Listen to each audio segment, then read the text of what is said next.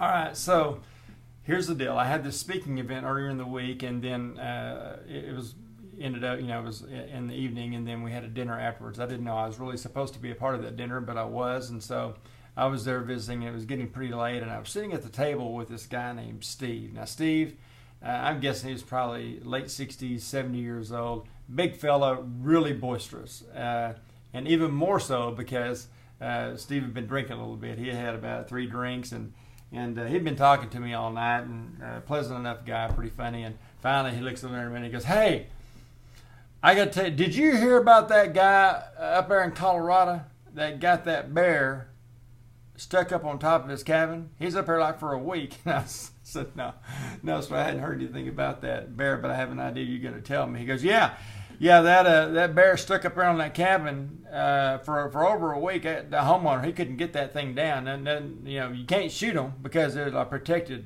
animals, endangered. And so he's asking all his neighbors, "Hey, you guys know how to get a bear off the roof?" And of course, none of the neighbors knew really how to do it safely. And finally, one of his neighbors said, "It seemed like I remember seeing an ad somewhere that there's like a company around here, a local, that does bear extractions. You might look in the phone book or something to see if you see anything like that." So he, sure enough, pulls up the yellow pages, goes through there, and he finds an ad for a company called Get That Bear Off My Roof Incorporated.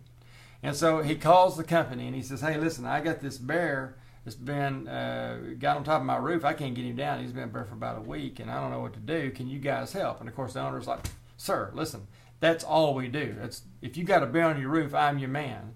And so he said, "I'll be there in about 30 minutes. Well, sure enough, in about 30 minutes, there's a knocking at his door. And the homeowner opens the door.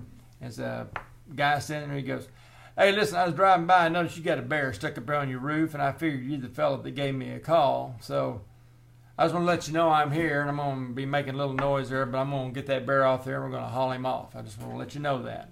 And, of course, the homeowner steps out on the doorstep, and he goes, he's noticing that really there's no one here except for this guy and his dog. And he's got an old pickup truck parked over there. It's got a big cage in the back of it. And the homeowner says, "You mind if I ask you a few questions before you get started?" He goes, "Yeah, you shoot. Go ahead. What you got?" And he says, "Well, I just was wondering, how does one actually go about getting a bear off the roof?" And he goes, "That, sir, is a good question. I tell you, we've got 4 tools that we regularly use to get a bear off the roof like that. Number 1 is a ladder. Number 2 is a baseball bat. Number 3 is I got my pit bulldog, Charlie, here. And number 4, we got a gun." And so the homeowner kind of looked at him again, and he said, "Listen, I'm sorry. I guess I just need to understand a little bit more about how you plan to execute this. What are you going to do exactly?" He goes, "Again, a very good question. Let me tell you exactly what I'm going to do. Here's what I'm going to do. I'm going to pull that ladder out of my truck. I'm going to put that ladder against the side of your cabin. Then I'm going to grab that big baseball bat and I'm going to throw it over my shoulder, and I'm going to slowly walk up that ladder until I get to the roof of your cabin, and I'm standing there eyeball to eyeball with that bear. I'll tell you what I'm going to do. At that point, that adrenaline's running pretty good. I'm going to take the biggest swing I've ever had. I'm going to hit that bear upside the head and knock him off the roof. Now listen to me. When that bear falls off that roof, he hits the ground. And the second he hits that ground, you back up and watch out, because my dog, my pit bulldog Charlie here, has been trained to attack that bear. Let me tell you what he's going to do. The second he hits the ground, Charlie will spring into action. He has been trained to grab a hold of the testicles of that bear, and he will not let go until that bear is in complete submission. And once that bear is in complete submission, then Charlie will drag that bear by the testicles across the ground to the back of the truck, and by that time I'll be down the ladder, and we will together put that bear in the cage and haul him off." The homeowner was like, "Holy crap, that sounds dangerous." Then the homeowner said, "Well, what's that gun for?" And he goes, "Man, I'm glad you asked that question. Let me tell you something. That's where you come in.